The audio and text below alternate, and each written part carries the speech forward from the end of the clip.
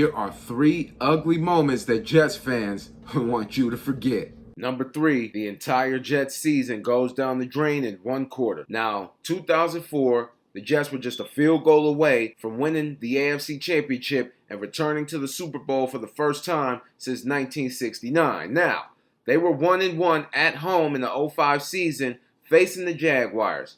Chad Pennington hurt his shoulder in the third quarter and had to be taken out.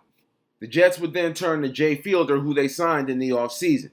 And then he hurt his shoulder and had to be taken out. Pennington would come back in injured, and the Jets would lose in overtime. Then it was announced a few days later that both quarterbacks would be out for the season. This left 2-year quarterback and 6th-round draft pick Brooks Bollinger to try and keep the season alive. That didn't work. The Jets season was a huge letdown because they lost their top 2 quarterbacks on the depth chart in one quarter. How does that happen? That's got to suck.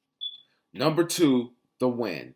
The Jets were up 10-0 at the half, and it seemed like they were going to make their first Super Bowl since 1969. It's always short coming into the Super Bowl, at least. The Broncos got the ball first and scored a touchdown quickly. That will make the score 10-7 in the third.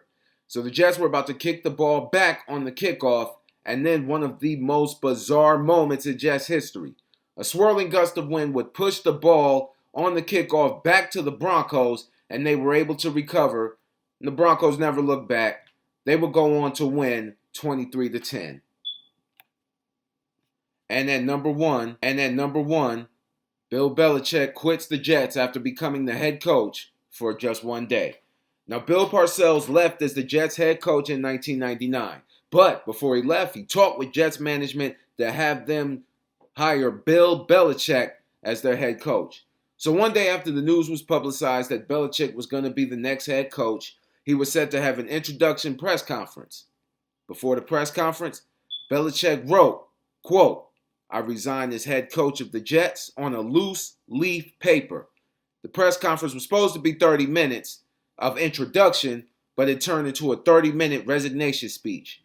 He would go on to become the head coach of the New England Patriots, and you all know what happened from there. The Belichick-Brady marriage, pause, and they never looked back, winning 6 Super Bowls. Jets fans have been pissed ever since. So, these are the 3 ugly moments that Jets fans want you to forget.